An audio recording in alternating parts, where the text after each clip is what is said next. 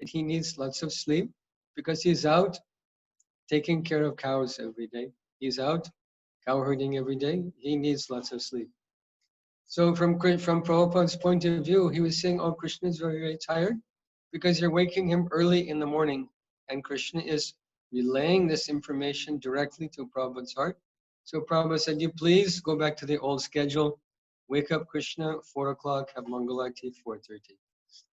So there's a couple other stories in this regard. His Holiness Sachinandan Swami told this story about himself when he was a bhakta. He joined in Germany. And there was a tradition in his family that anyone who was leaving their body had the right to make a request to the family that the family members were obliged to observe. They're obliged to do what he asked, what that person who's leaving their body asked. So his father was on his deathbed and he's very conflicted, he's very confused what to do. My father is going to leave this world, but he hates Hare Krishna. So if I go to see him, he'll tell me, you leave Hare Krishna, leave ISKCON. So how can I see him? How can I not see him? So this is going on in his mind. And on top of that, his old relationship, his old girlfriend was calling him, saying, oh, I miss you. I miss, she's calling on the phone. Please come back, I miss you. All of these things were on his mind. In his service, one of the services he was doing was washing the Lord's plates. The system is, as you may know, that before the morning darshan, morning offering is at 7 o'clock, 6:45, something like this. The plates come off the altar, the prasadam is transferred, and the plates have to be washed very, very clean before the next offering, for use in the next offering. So his service was to wash the Lord's plates. And because all these things were on his mind, he was doing a very bad job. Just washing them and putting them, his mind was somewhere else. Our mind should be on our service. But due to these other influences, he was a young devotee, a bhakta, before he was initiated. So his mind was very disturbed by these things.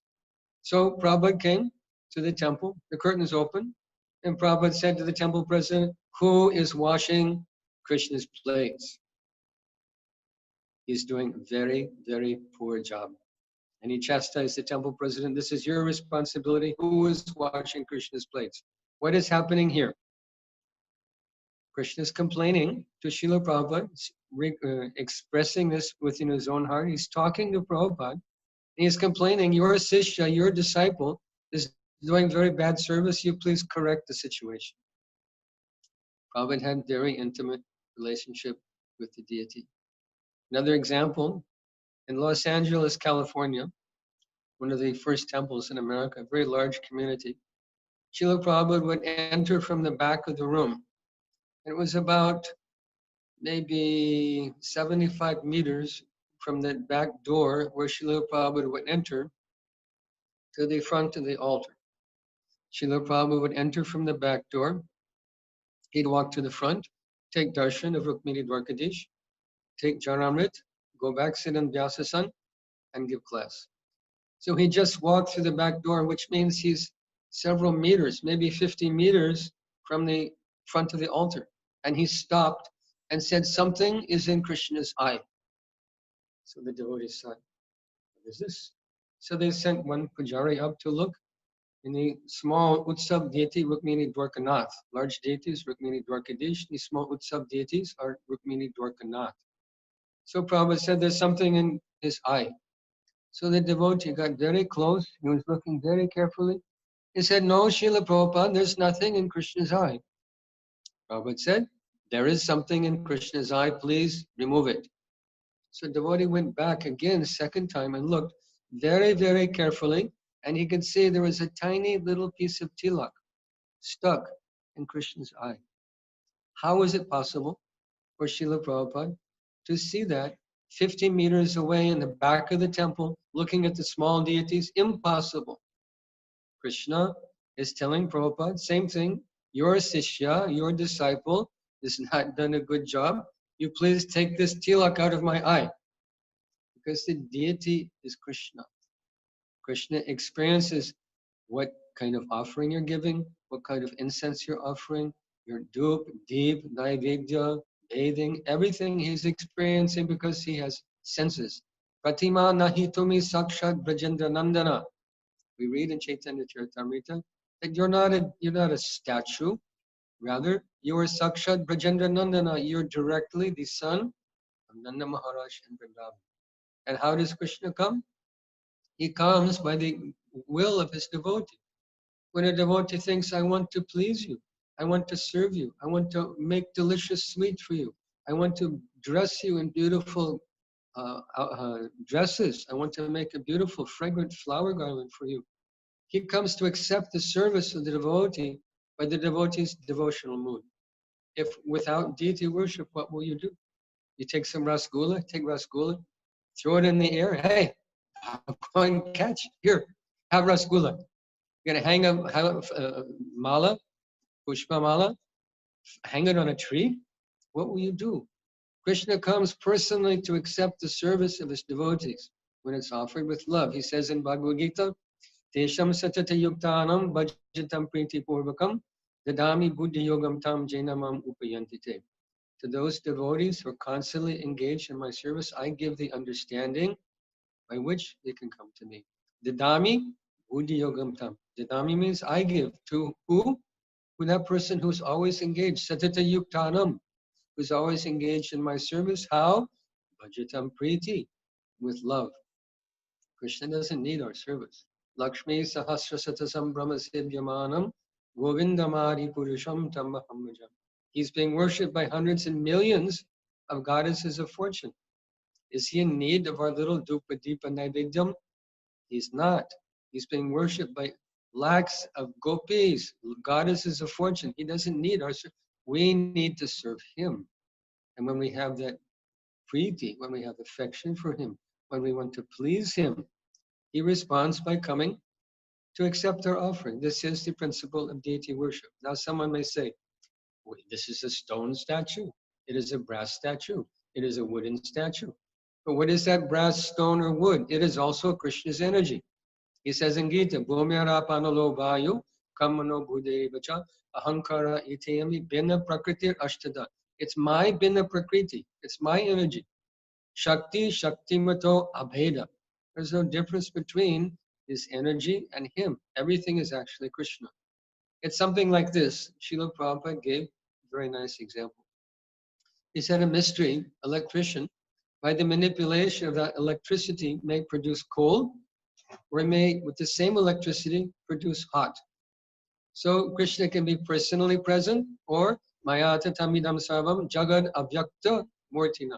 He can be impersonally present also, within the atom, andantarasta paramanu chayantarastam. He's present even within every atom of his creation.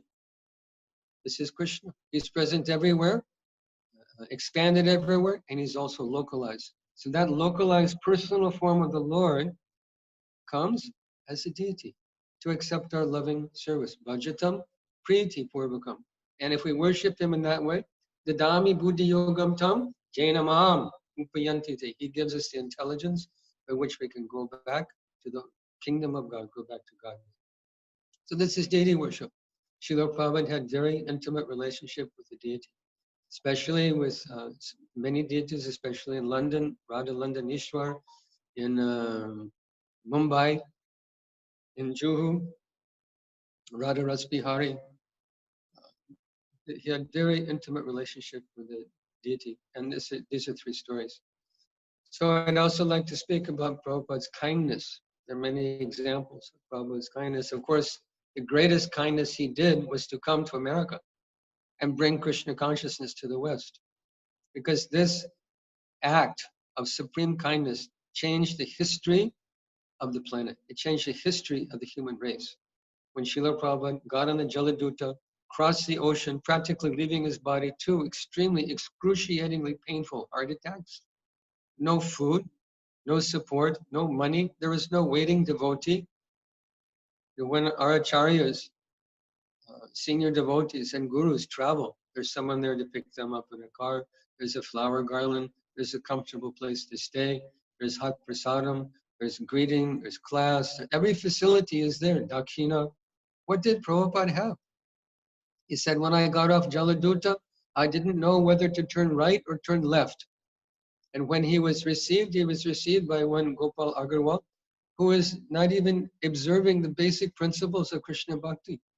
Prabhupada had to keep his sabji in the same refrigerator with meat and cat food. Most disgusting things. But he simply said, oh, no matter, no matter. So accommodating, so friendly, so kind. Supreme kindness. So there's nice examples of this also. There was one devotee, his name was Devarshi. Devarshi was staying in our San Francisco temple, which is about a day's drive from Los Angeles on the west coast of America.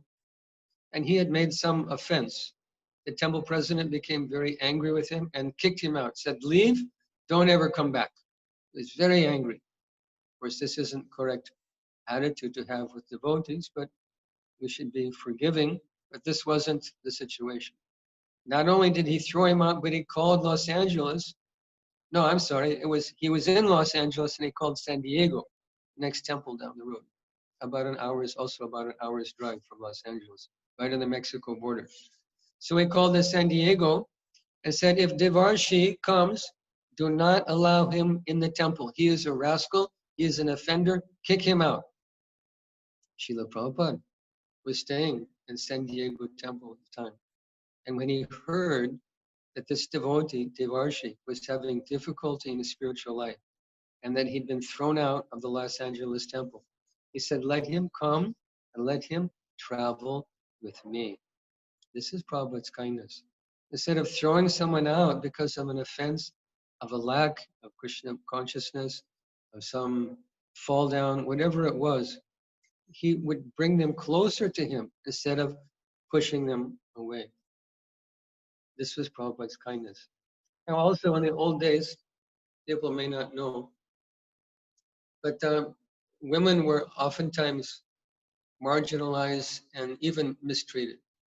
Brahmacharis, we're all very fired up brahmacharis, and nobody wanted to get married, and women, oh, forget it, no, we're brahmachari whole life, forget it.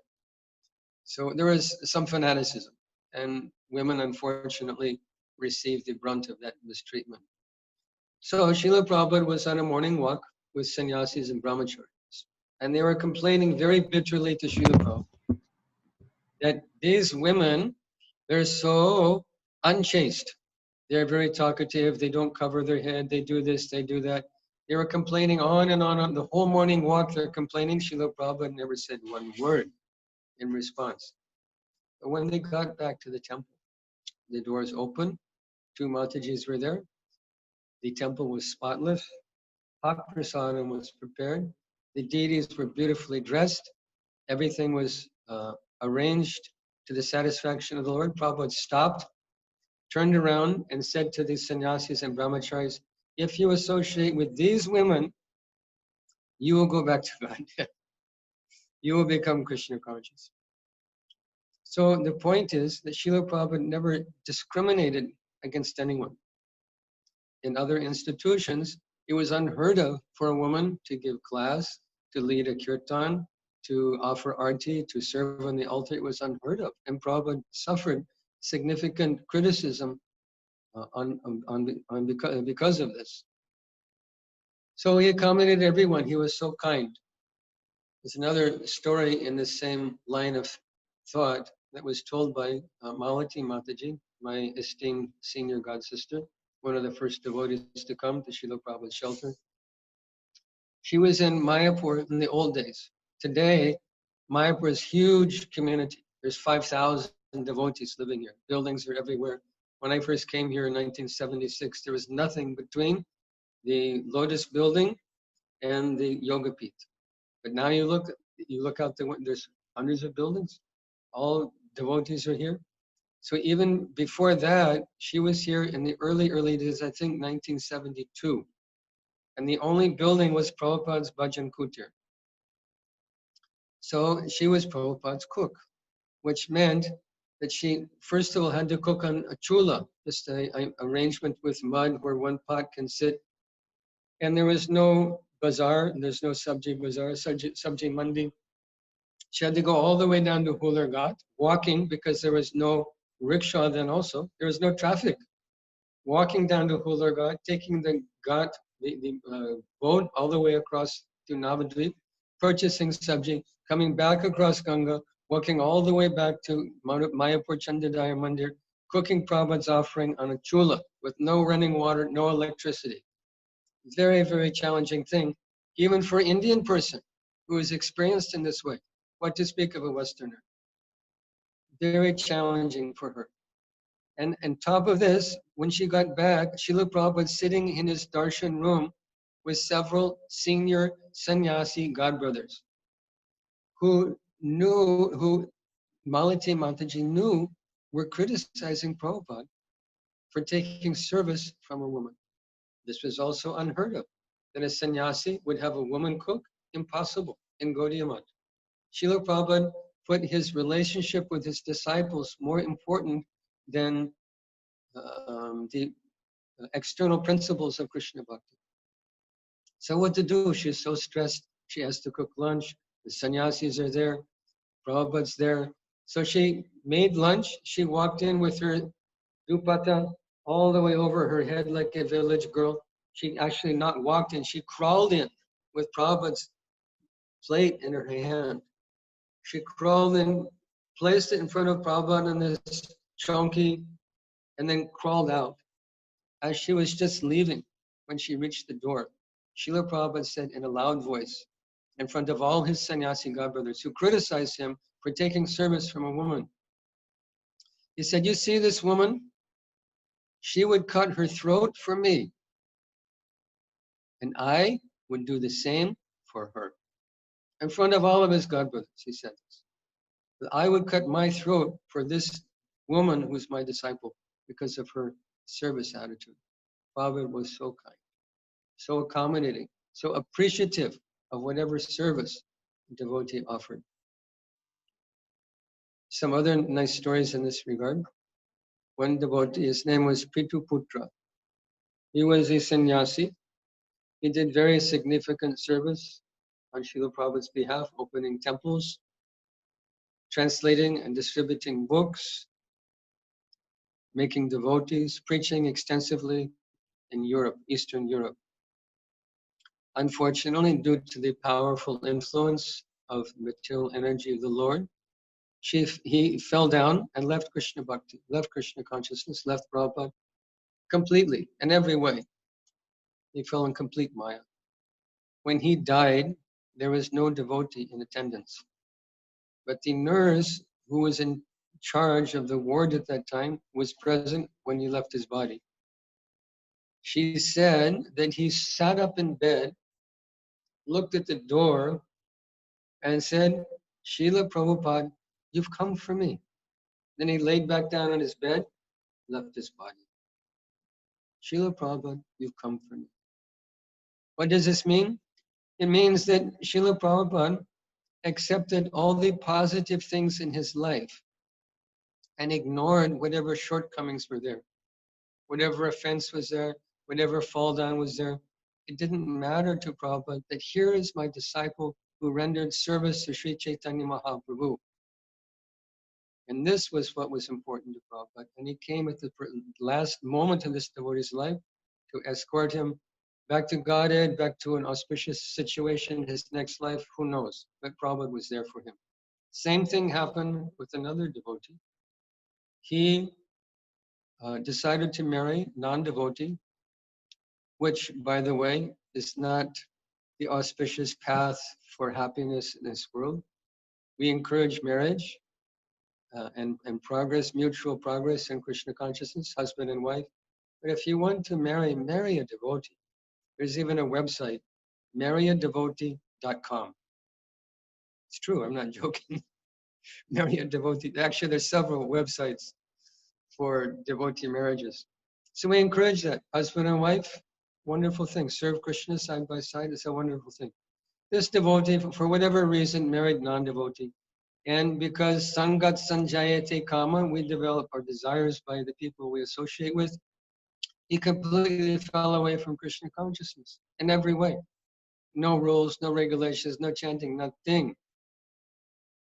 At the time of his death, because he contracted cancer in his 50s, he had a wife, non-devotee children. They were there present at the time of his death, and his wife's parents were also present. So his last words were, Prabhupada, Prabhupada, you've come for me. And the parents said to their daughter, what was that all about?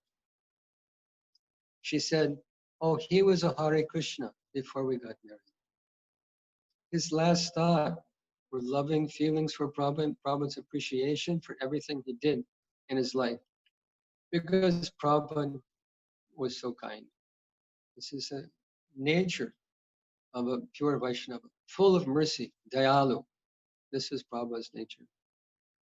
And if we think, what did Prabhupada have to start ISKCON with? How did ISKCON begin? I'm amazed.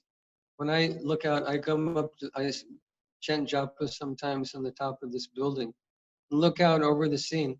Hundreds and thousands of devotees are here in Mayapur.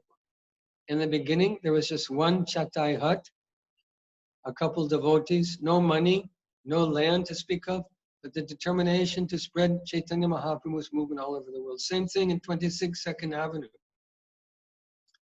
The Lower East Side of New York City, the Bowery, most horrible, detestable place. Drunks, prostitutes, drug addicts, alcoholics, thieves, gundas, dacoits, all nasty people staying there. Prabhupada went there to begin ISKCON. And Lord Chaitanya gradually sent people to him that didn't know anything.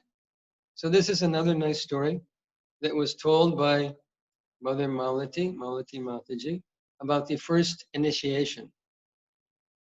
Srila Prabhupada collected all the money to buy the bhoga. He cut the vegetables, he prepared the feast, he offered it, he prepared the yajna kund for the fire sacrifice, he performed the sacrifice, he gave the name, and he had to tell the devotees, these young devotees who knew nothing of Krishna Bhakti, okay, now I become your guru, and you bow down. And the devotees thought, what does he mean? What is he talking about? They didn't even know to offer their pranam to their guru. What is a guru? What is a disciple? They didn't understand ABC of spiritual life. You had to tell them, bow down. Now they looked at the fire, the sacrificial fire. It was dwindling. It was coming down. And Prabhupada was saying, bow down. So they thought he was saying, blow down. So they got down on their hands and knees and were going, blowing on the fire. This was the old days. What did we know? Even when I came to the temple, devotees invited me to come. We're going to a Krishna temple. I said, what's that? Oh, it's about yoga. Yoga, so what? Oh, come on, they have this really good vegetarian food. No, really, is it? Vegetarian food? Okay, let's go. So I walked in the temple, and the devotees are have an initiation. My esteemed godbrother Kalakanta Prabhu was accepting initiation. And they made this yajna kund. They're building a fire in the middle of the living room. It wasn't a temple, it was a rented house. And they're building a fire in the living room. I thought, what is this? So in the old days, they'd pass out this havan samagri, akshata, this ghee, til, joe, mixed together, and they'd give to everybody in attendance. So they put this in my hand. I'm looking at it, and I thought, is this the feast? Am I supposed to eat this? No, you're supposed to put it in the fire. What did I know? I thought these people are supposed to come for vegetarian food, and they put these seeds in my hand. Am I supposed to eat it? What did I know? No, you're supposed to put in the fire.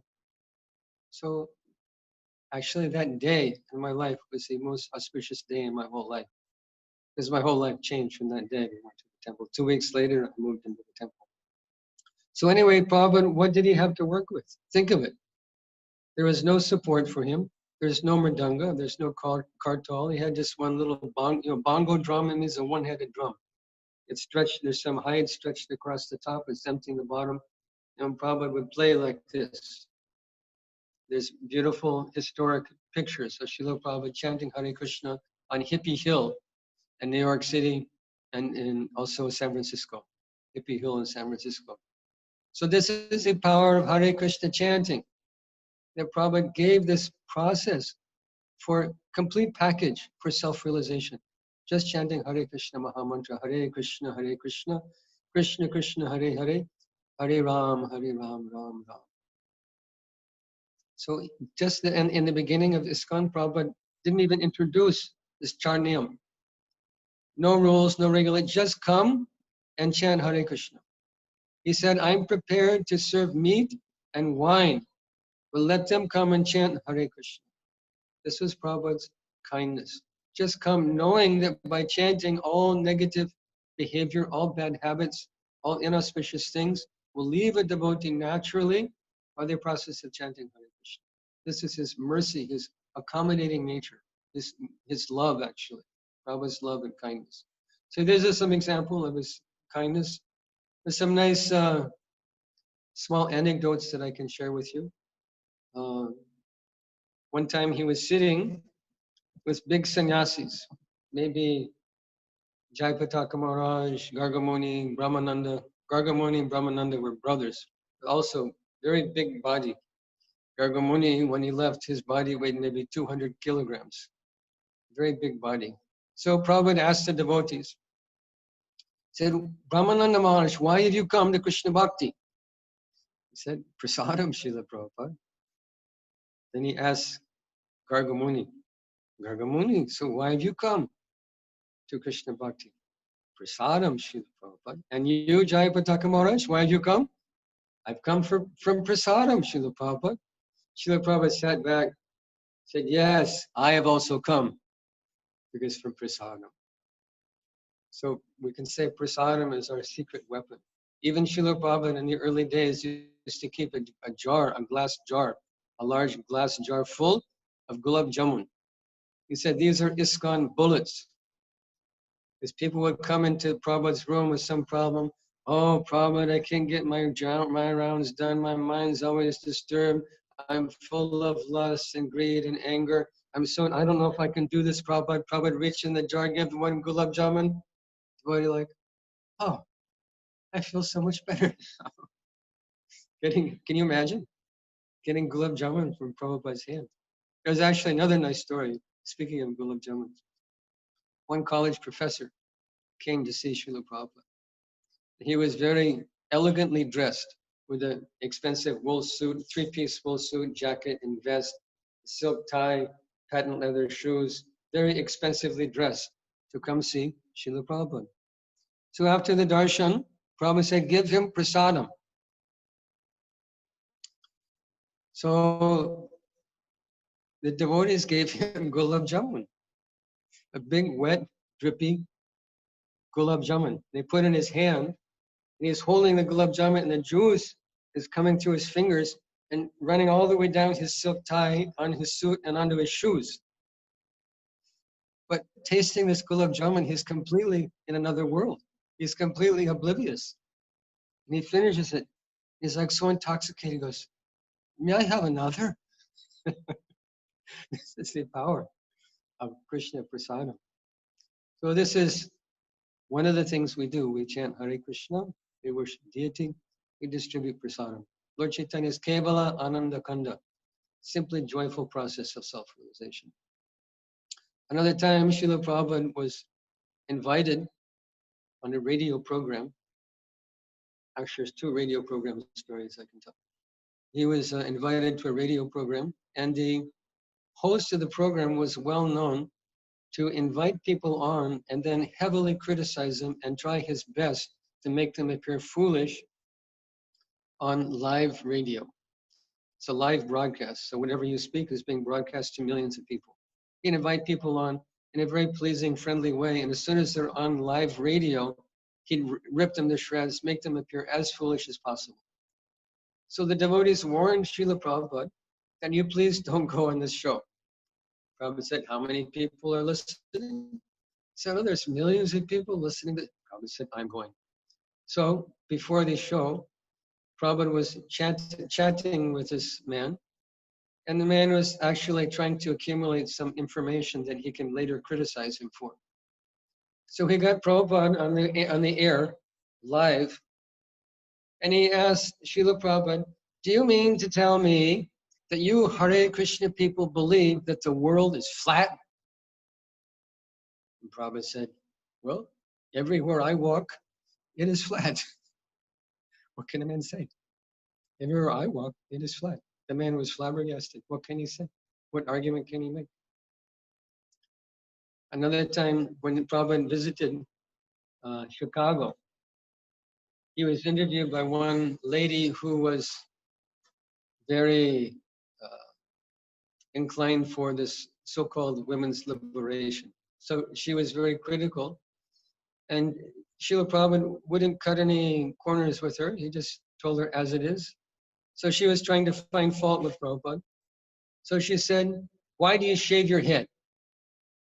So Prabhupada said to her, better to have, and Prabhupada said, why do you shave your legs?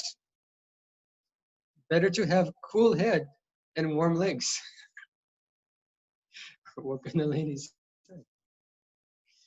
So there's some very amazing stories about Srila Prabhupada also, because seeing Prabhupada,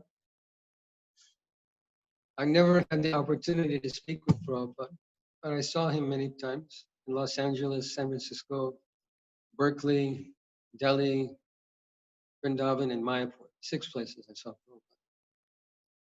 So it was a very amazing thing to see Srila Prabhupada. He, although in physical stature, he was not tall, he was quite short actually, like about 5'2", but such a powerful presence you can't imagine.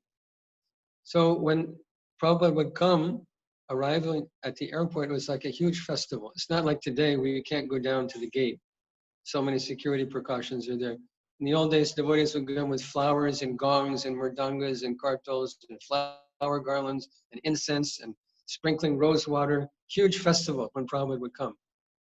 When Prabhupada came to Los Angeles, when he walked out the door, devotees just did complete dandavat pranam. Devotees were crying, just so ecstatic, just seeing Prabhupada.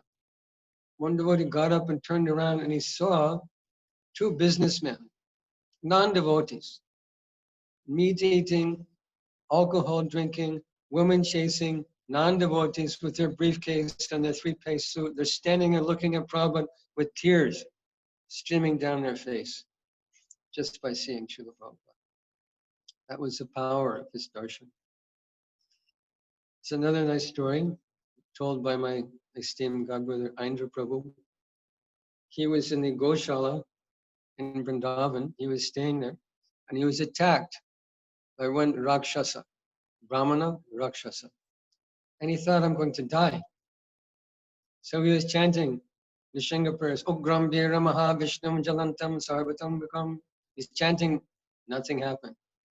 Then he started chanting, Hare Krishna, Krishna Krishna, Hare Hare. Rakshasa goes, Hare Rama, Rama Rama, Hare Hare. So I thought, oh, I'm going to die. This guy is going to get me. I'm finished. And he started chanting, Prabhupada, Prabhupada, Prabhupada. Rakshasa left. Prabhupada's mercy. And there's 2 other stories. These are, the first one is told by Her Grace Jamuna Devi Dasi, one of Srila Prabhupada's most beloved disciples, lady disciple, who's famous for her amazing service to Radha Krishna in the kitchen. Radharani's place, actually. Kitchen's Radharani's place. So she was amazing servant to Srimati Radharani in the Lord's kitchen. So she was staying, Prabhupada was staying at Tittenhurst. Tittenhurst was John Lennon's estate in England. The devotees were staying there and doing some renovation to the building in exchange for a place to stay while they're looking for a permanent building, for a temple to establish Krishna consciousness in the UK.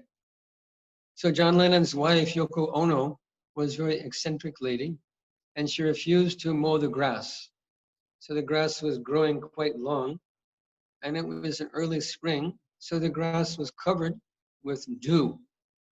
In Hindi, I think you call os. So Srila Prabhu would go walking every morning. On this particular morning, he was walking with Jamuna and her husband Guru Das. and they're walking through the dew-laden grass. She looks behind and she's seeing how she's leaving a trail through the grass. Because when the grass is covered with dew, you walk through it, the water comes off the grass and it leaves a trail. So she's looking, seeing how she's leaving a trail in the grass where she's walking. And she looks over to her right and sees that Srila Prabhupada's not leaving a trail in the grass. And she's quite astonished. How is it possible? This defies the principles of physics, the laws of nature. How are you not walking? How are you not leaving a trail in the grass, Srila Prabhupada? How is it possible, Srila Prabhupada? Prabhupada said, in due course of time, you will understand. In due course of time, you can understand. So we can think that it's something like Maharaj Yudhishthira, whose chariot never touched the ground. Prabhupada was not part of this world, not part of this material world. And devotees in Australia had exactly the same experience. They were walking in the park, and as they walked across one area that was newly planted with grass, devotees were leaving impression in the soft grass, in the dirt. As Prabhupada walked across, everyone else is leaving an impression in the dirt. Prabhupada's footprints did not leave an impression in the dirt. And devotees like, what? What am I seeing? He got down on his hands and knees. He's looking in the dirt. What is this? Prabhupada's not leaving an impression. This is the story. This is the experience of my godbrothers in this, at this time. There's another nice story, another amazing story. Please forgive me if some of you have heard these stories from me before, but there's only so many stories and so much time also. So this is a story about Prabhupada's preaching in Jhansi. Prabhupada was there. He wanted to establish ISKCON. He always wanted to establish preaching movement. This was his whole ambition throughout his life. So we tried to establish it in Jhansi. He had one disciple there, Acharya Prabhakar. He was staying in Acharya Prabhakar's house. This devotee was doing business, so he had gone to Delhi for the day from Jhansi. And it was Janmashtami. So when he returned in the evening, late evening, he found Srila Prabhupada in the temple room of his home. Srila Prabhupada was playing mridanga and dancing and singing Hare Krishna Mahamantra, and dancing and singing, jumping around the temple room, singing and dancing, playing mridanga, singing Hare Krishna Mahamantra in ecstasy. And he was wearing very long kadamba flower garland. Now, kadamba flower is not available in August in Jhansi. And these are not these small kadamba flowers, but they're very large kadamba flowers. And the whole room was full of this transcendental spiritual scent of kadamba flowers. And seeing Prabhupada so ecstatic, he wanted to ask him, but he thought, I don't want to disturb his mood. So I thought, I'll ask him tomorrow morning. So the next morning, he asked Srila Prabhupada, Srila Prabhupada, I saw you so ecstatic in the temple room, dancing and singing, playing mridanga. And you're wearing very, very long, beautiful kadamba flower garland that reached down below your knees. Where did you get such a garland? It's not available anywhere in Jhansi. Srila Prabhupada began to cry, tears streaming down his face. He said, Lord Krishna personally gave me this garland. And when I went to touch his feet, he disappeared. This is the person we know and worship as Srila Prabhupada, who has such intimate relationship with Krishna. So we should reflect on these things and appreciate our good fortune. How fortunate we are to be associated with such a personality as Srila Prabhupada. Now I'll tell one last story. It's very instructive.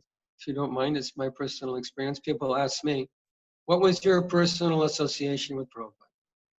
This is the story. I joined ISKCON in 1973 in in Portland, Oregon. Dinabandhu Prabhu was the temple president, and Srila Prabhupada was in Los Angeles. So when Prabhupada would come to a temple in the old days, anyone within driving distance would go.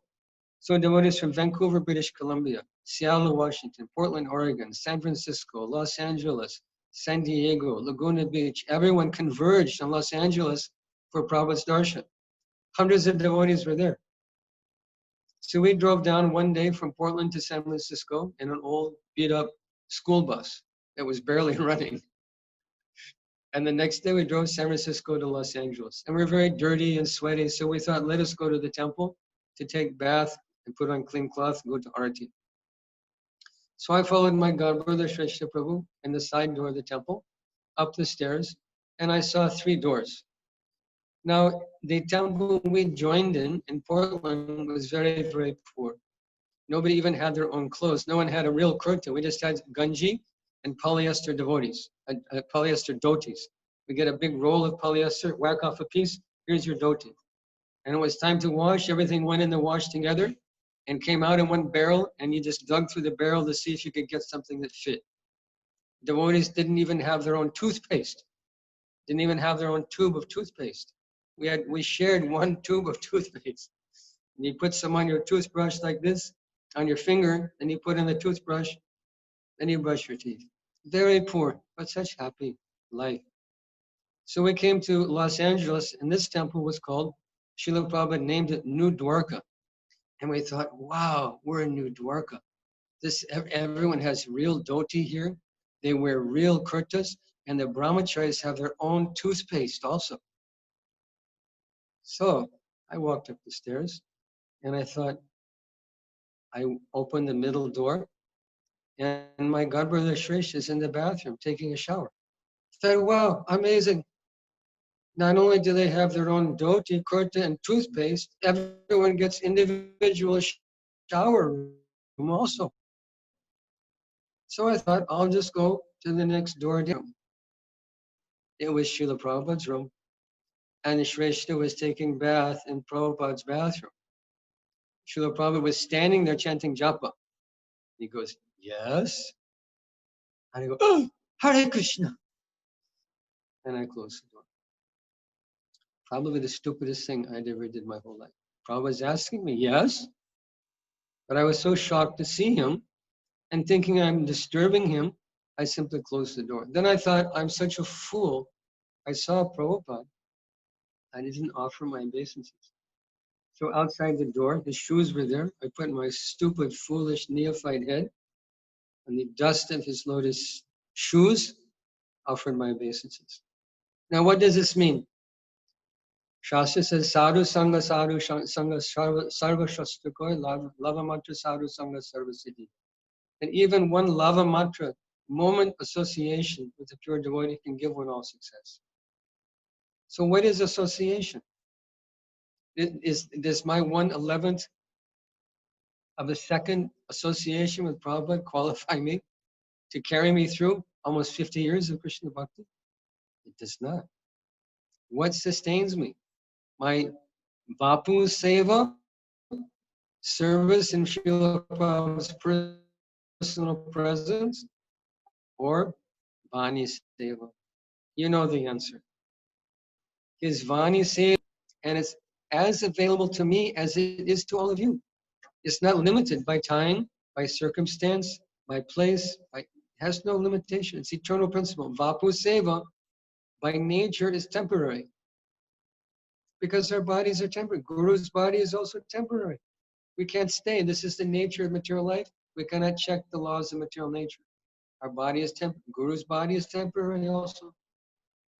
Vani Seva is eternal. That means as we're serving Prabhupada here, by hearing from him and applying those principles in our life, we'll also serve him in Goloka. Our service to Prabhupada is eternal feature. We say, Chakudan Dilo Jai, Janme, Janme. Prabhu say, you're my Prabhu, birth after birth. This is the principle of Vani Seva. Shri Guru Mukha Padma Vakya Chitete Koriya Aikya. Let the words emanating from my lotus mouth of my spiritual master, let make my mind one with those instructions. Let me follow those instructions. But to follow, we have to learn. And to learn means Vani Seva. Read Prabhupada's books. Listen to Prabhupada's lectures, his morning walk conversations, his room conversations. Read his letters and imbibe Srila Prabhupada's mood. This is very, very important principle. Because As Prabhupada passed ISKCON to our hands, we're passing ISKCON to your hands. You're the next generation of devotees. And in a very short amount of time, there's no more Prabhupada disciples. Now you, out of your kindness, you say, oh, Prabhupada disciple, you offer respect, your lotus feet. I don't have lotus feet. But I have feeling for Prabhupada's lotus feet.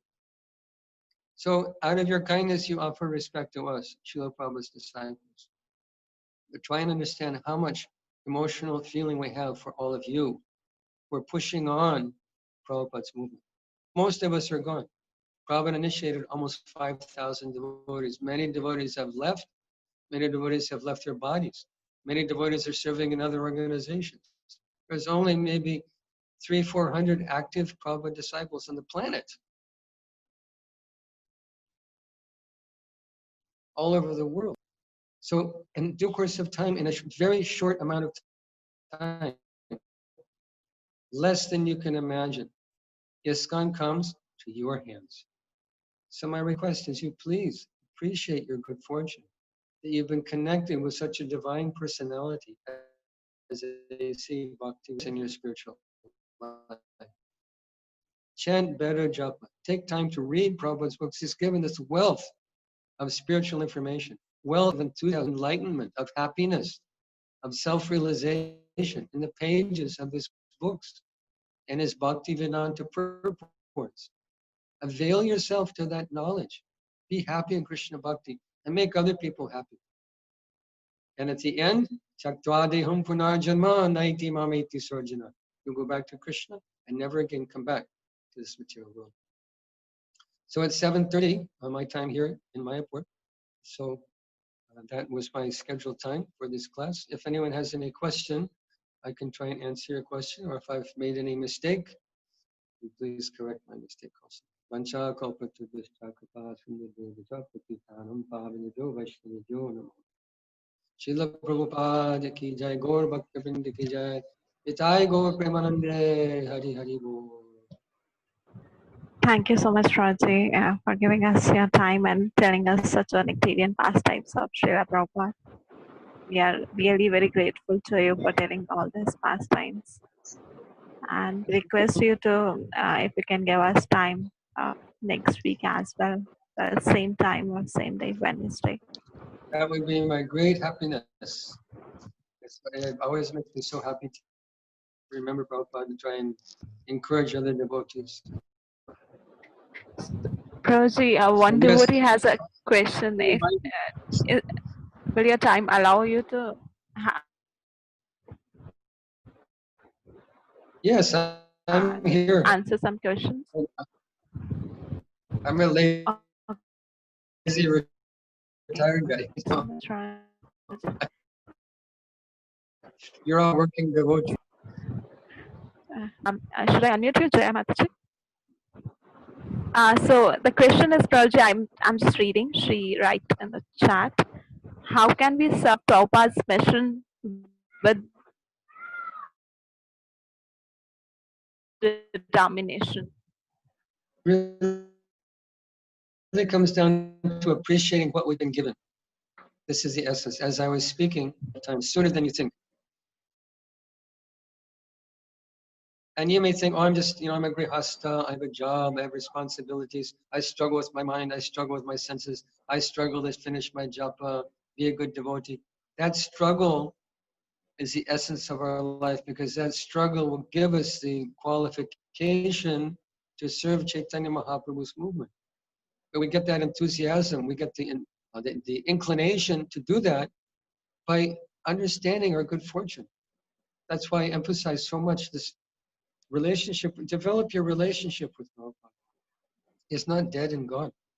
Why do we worship Bhaktivinoda Thakur on his appearance day? Bhakti Siddhanta Saraswati Thakur, Gaura Rupa Goswami. All their previous acharyas, why? Because their mercy is available. How much more is Prabhupada's mercy available to you? She would say the grandfather is more merciful than the father. More merciful than the father. So Prabhupada's mercy is available. He'll shower his mercy on you. but appreciate what you've been given. And if we appreciate that, we become very determined, very enthusiastic. That in this lifetime, please consider,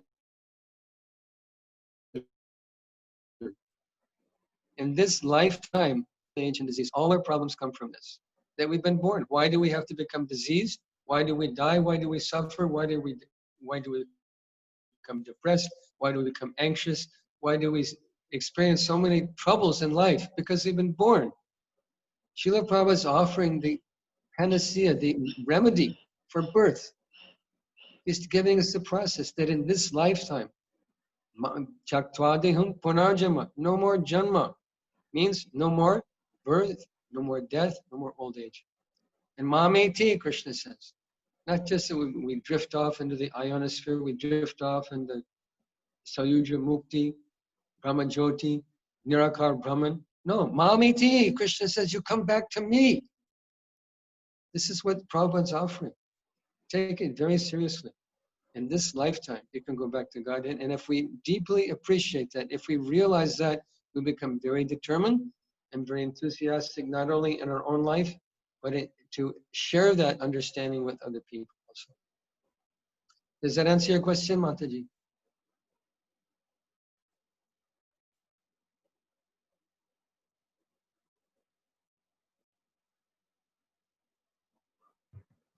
Yes, Yes, yes, we are Srila Prabhupada's army. yes. Thank you so much. So, anyone has any other question?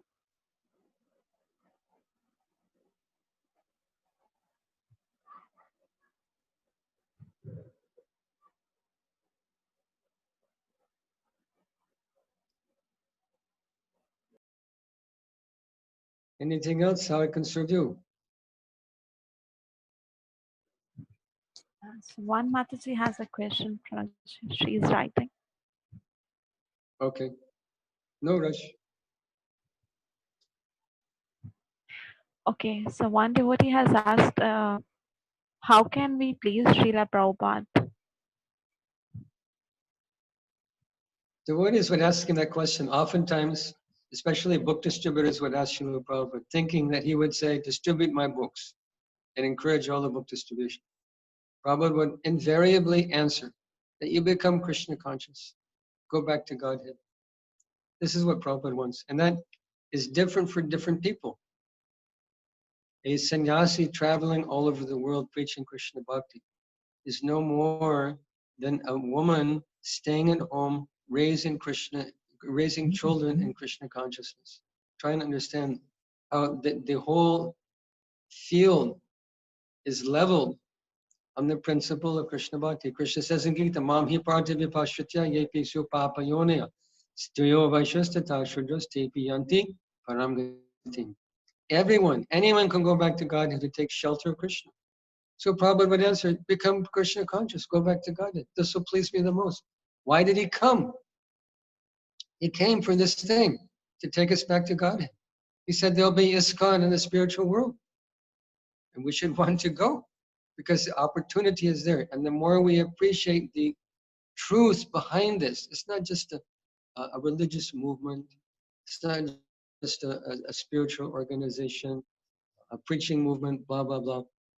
We have one foot in the spiritual world. And if we keep doing what we're doing, we go there. In this lifetime, we can go there. So this is what Prabhupada offered us, and this is what pleases him. Go back to Godhead. Serve Krishna eternally. Why stay here? Why serve here when there's so many difficulties? It's difficult to be a devotee, especially in Kali Yuga. So many distractions are there. So many problems from our own body, from our own mind, from the environment. Like here in Mayapur, where big tufan, big cyclone is coming. It's just there's trouble. There's coronavirus. Trouble at every step in this world. Prabhupada's inviting us, come back to the spiritual world. Be with Krishna. Be with me. Prabhupada's there in the spiritual world. Your guru's there in the spiritual world. We're all there together, serving Krishna happily, eternally happy. So Prabhupada said, this will make me happy. Take up the process of Krishna bhakti.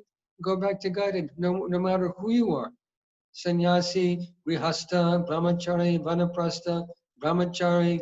Doesn't matter what you are, who you are, how you're serving. If Krishna is the center, you're going back to Godhead. And this will please Srila Prabhupada. Simple thing.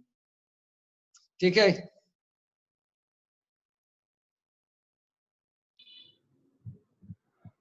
Okay, Prabhuji, two more questions. So one Mataji has asked, like while preaching to new devotees, Srila Prabhupada was a bit lenient that time. So when we are preaching now, we are asking them to chant Hare Krishna Mahamantra. And but when we tell devotees about the four regulative principle, they are hesitant to take up the Krishna consciousness process. So should we tell them, the new people, to like these four regulative principle, or just tell them to chant Hare Krishna Mahamantra? So how we should take it up? Like should we be lenient while connecting to the new people? You should be very lenient connecting to new people, because this was the example that Srila Prabhupada said. In the original temple, 26 Second Avenue, Srila Prabhupada was there chanting Hare Krishna, distributing prasadam,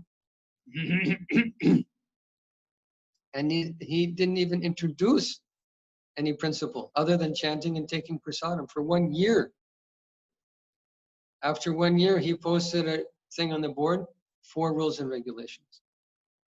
So in the beginning, we should be, I mean, this isn't how to preach Krishna Bhakti. I heard one devotee, they were giving Sunday feast lecture. Sunday feast means, half the people are new people, or at least a third are new people. And this person is sitting in Vyasa saying, no illicit sex, no gambling, no intoxication, no meat eating. And this is what, does that sound attractive? People will think, I'm doing all those things. I guess there's no place here for me. So we don't preach the 4 regulative principles. That comes automatically as people's brains become cleansed. But when they become sane, they can appreciate the value of following some rules in their life. We don't preach this. We preach Krishna Bhakti. We preach the chanting of Krishna's name, the value of chanting Krishna's name, the happiness of chanting Krishna's name, the satisfaction chanting Krishna's name, the potentiality of chanting Krishna's name.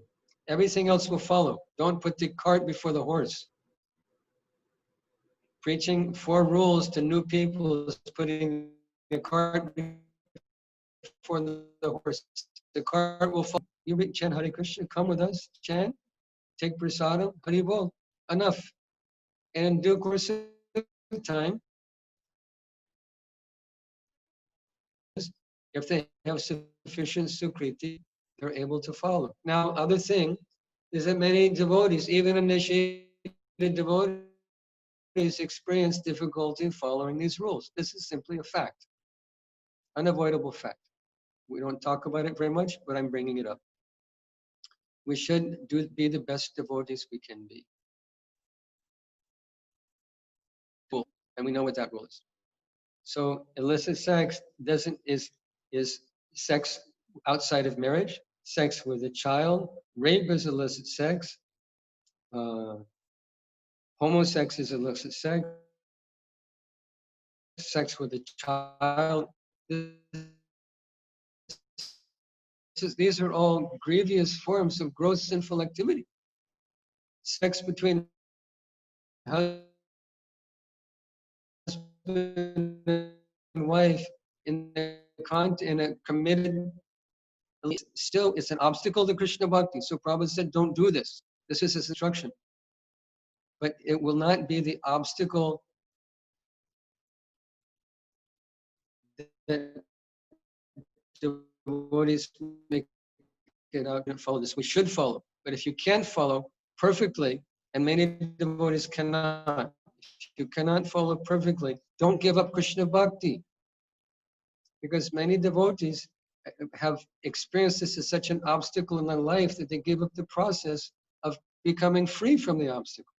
There's no other solution to material's desire for sense gratification than Krishna Bhakti. But devotees become so discouraged sometimes, they give up the process that will cure the disease. So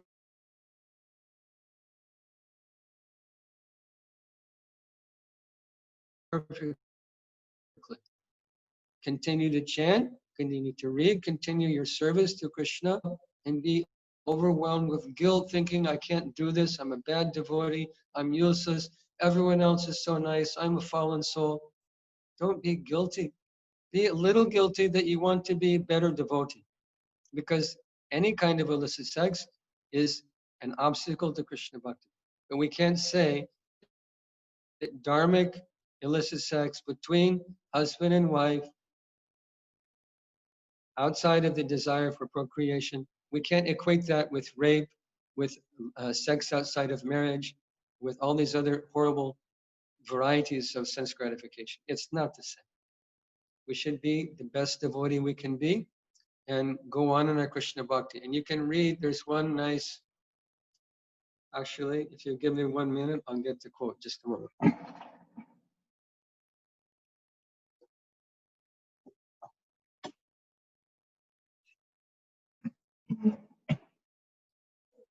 In Uddhava Gita, in chapter 20,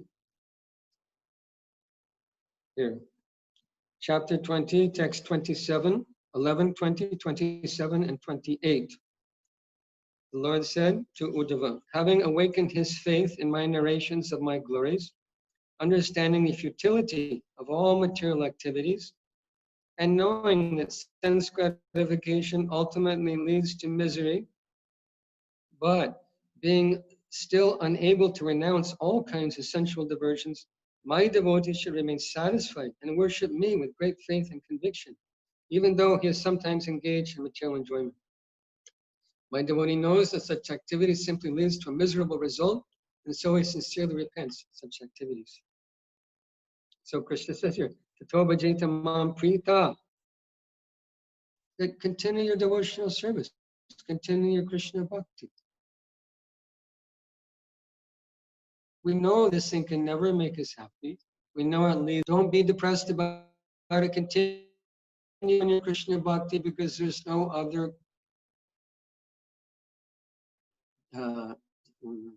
medicine to cure this disease of lust. So this we should also understand.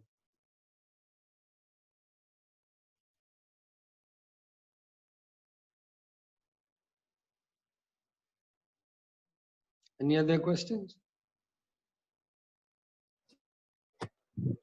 Thank you, Prabhuji.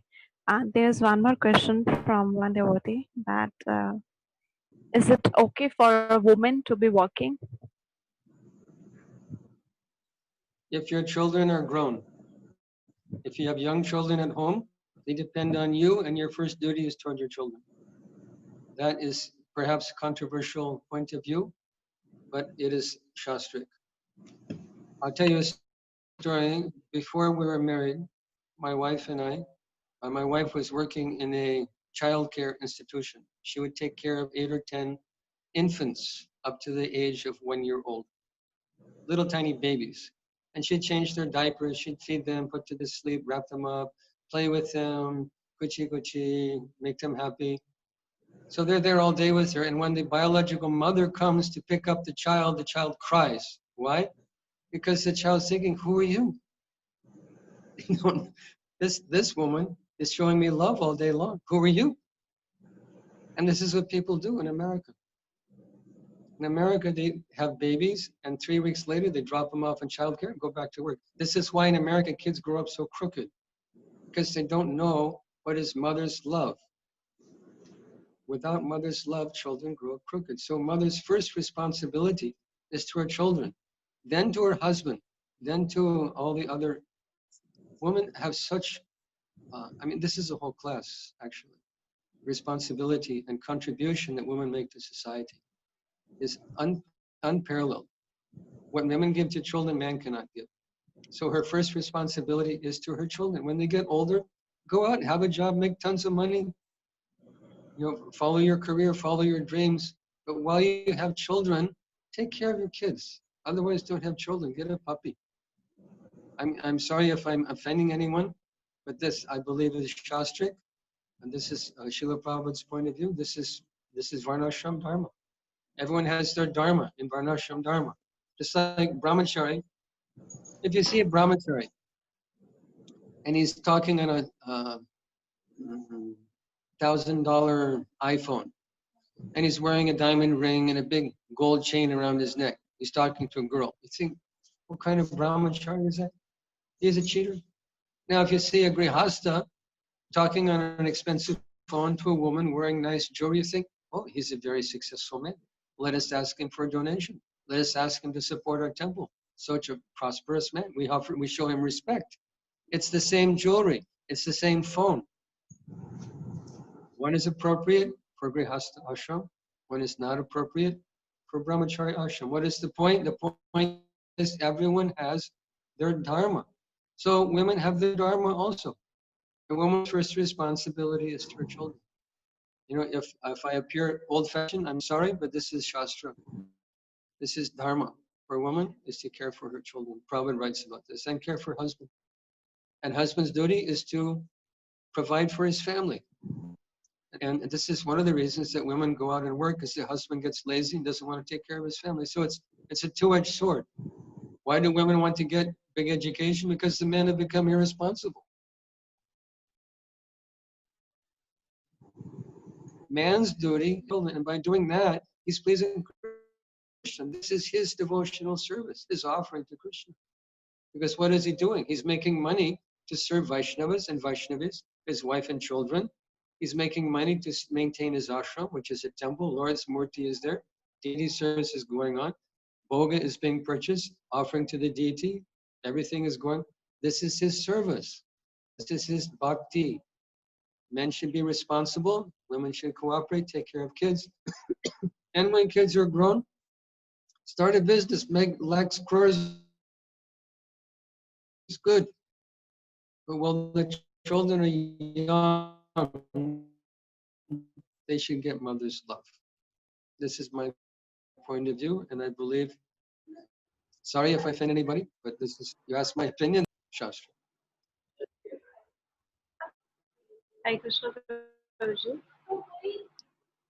Hare Krishna. Prabhuji, thank you so much for your lecture.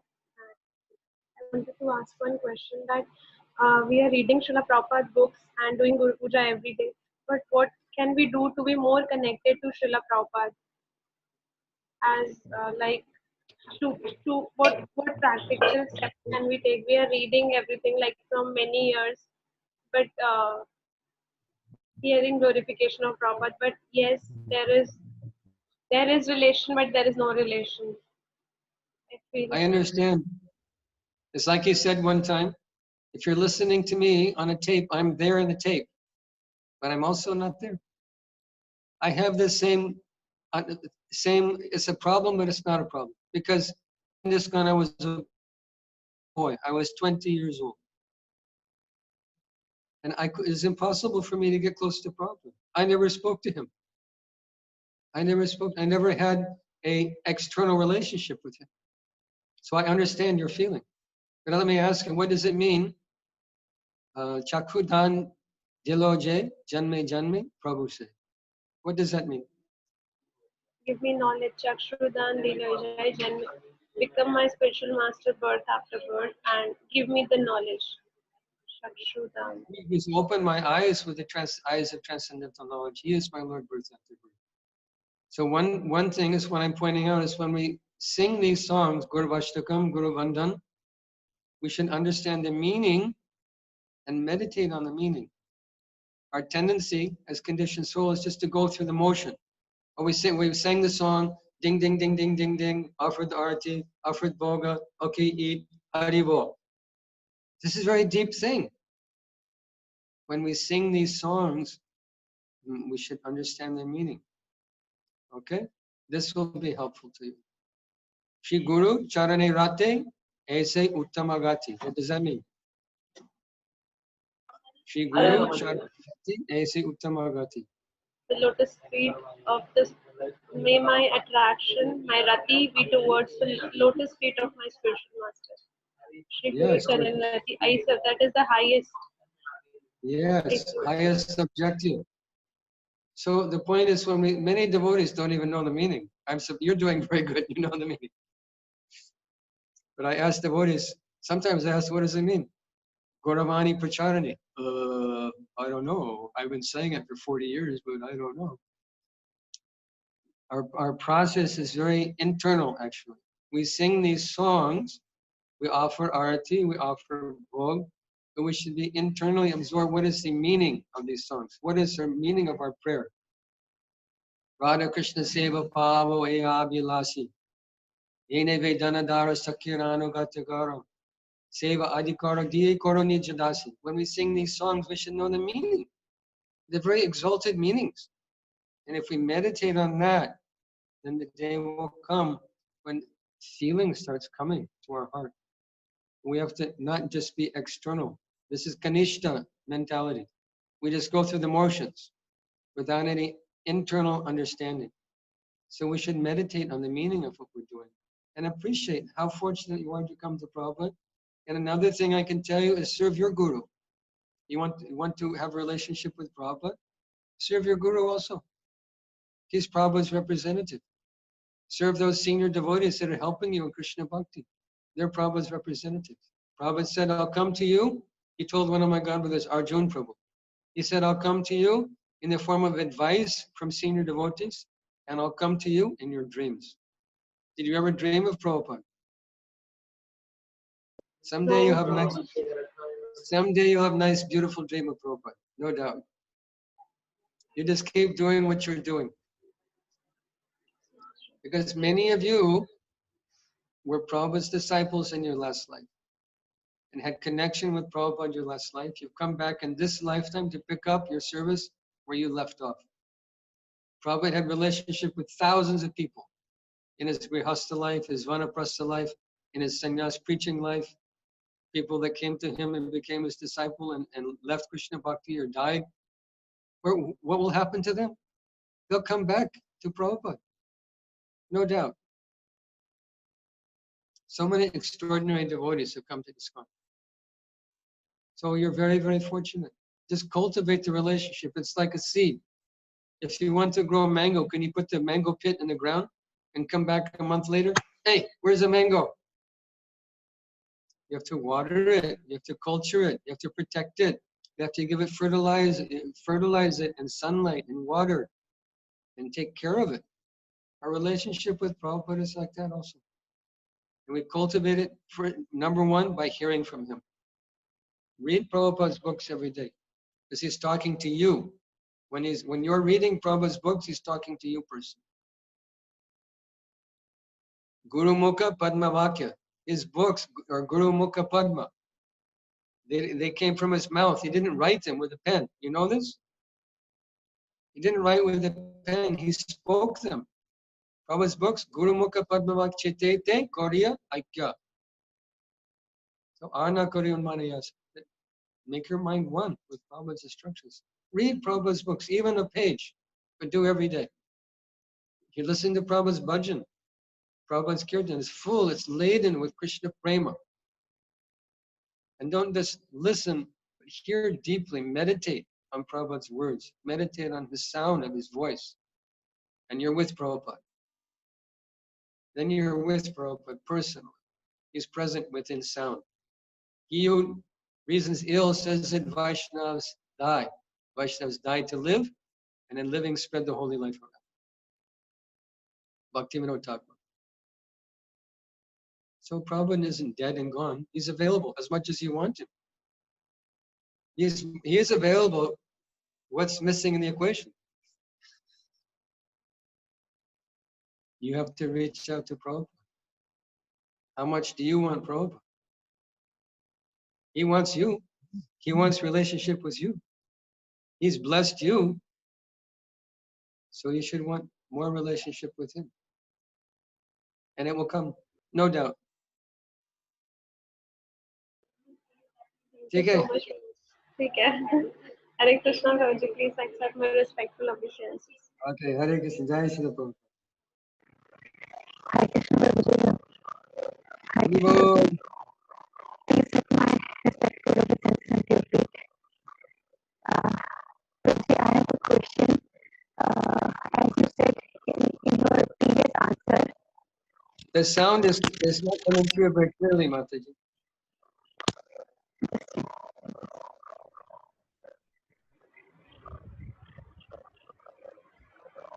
Prabhuji, am I audible to you now? Am I better now? Maybe Your voice is breaking. Your voice I don't know. Am I audible better now? no. you, I but think your there's sound loose is not connection. clear. Maybe. I wanted to ask something. Okay, I just type. you try. Shall I try? Yes, Mataji, you can write. Yeah. Okay, I'm typing. Okay, what is your? Are you gonna type it? Okay.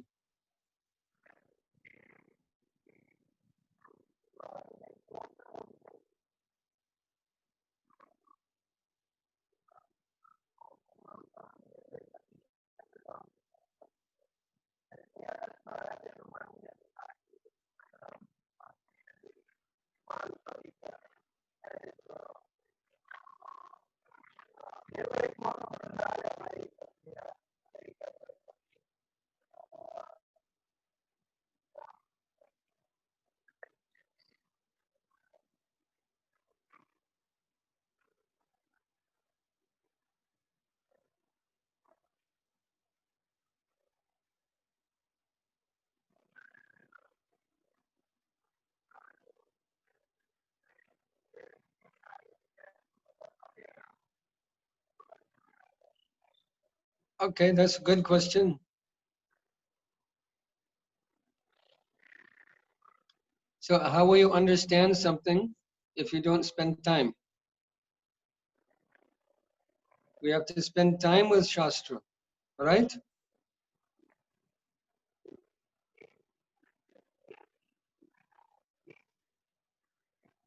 Yes, Prabhuji. Yes. Actually, in this age, we're all haunted by ghosts. Ghosts of past sinful activities, ghosts of doubt, ghosts of illusion. We're all haunted by ghosts. Prabhupada tells a story about one man who committed murder. So the court sent a psychoanalyst to see if he's crazy or not, because the man was saying, I'm ghostly haunted, I'm crazy, I'm not, I'm mad. So the man came back and reported to the judge. The psychoanalyst came back to the judge and said, actually, Your Honor, in my opinion, everyone is crazy. Everyone is haunted by ghosts. So we become learned in Shastra by reading Shastra, by hearing Shastra. Hear Prabhupada's voice. Prabhupada's voice is very, very powerful. And it's so easily available. You can download everything. There's a nice website called Krishna Path, krishnapath.org or .com. .org. I think Krishna Path, Krishna, RISHNA, PATH, krishnapath.org, I believe. You can download all Prabhupada's books. There's lots of recordings. There's some nice, some very beautiful narrations also. If you want to listen to Chaitanya Bhagavat, Bhagavatamrita, all these wonderful narrations here there also. We should be hearing all the time. So if you want to learn something, we put it here. The whole process of learning is here. How do we know how to speak even? By hearing. How do we know how to dress? How do we know how to eat? How do we know mathematics, geometry, physics, calculus, history? Through our ear. Actually, Shastra says we see Krishna not here with our eye. You see Krishna through our ear. Always be hearing. So while you're cooking, you can listen to some lecture. While you're cleaning your house, you can listen to some lecture. While you're doing laundry, you can listen to some lecture. You can get one MP3 player, keep in your pocket, plug in, and you're in Vaikuntha. Then you're not in the material world anymore. And in this way we learn. We learn by hearing. It's not just you take the book. Okay, I have the book. I have my book. I have to dust it off because I haven't read it. And this is also hearing. This is Prabhupada's words. These are Prabhupada's words in printed form. So if you don't want to read in the book, you can hear through your ear. Same thing. All Prabhupada's lectures. There's 6,000 lectures. What to speak of the lectures of Prabhupada's disciples. So much is available. YouTube is full of beautiful lectures given by devotees. So find something that inspires you, find some devotee that inspires you, and listen about Krishna, hear about Krishna. This is our process. Shrinvatam swakata Krishna punya shravana kirtana vidyantastoya badrani vidunoti suritsatam. Nashta prayesha, but next verse, Nashta prayesha badreshu nityam bhagavata sevaya bhagavad shloke bhaktir bhavati naishtaki. We become powerful in Krishna bhakti by hearing about Krishna. Our whole process is here. Shravanam, Kirtanam, Vishnu Smaranam begins. Shravanam. Everything rests on the foundation of Shravanam. Hear about Krishna. And you'll be happy. Okay, DK. Yes. Thank you so much. Thank you. Hare Krishna.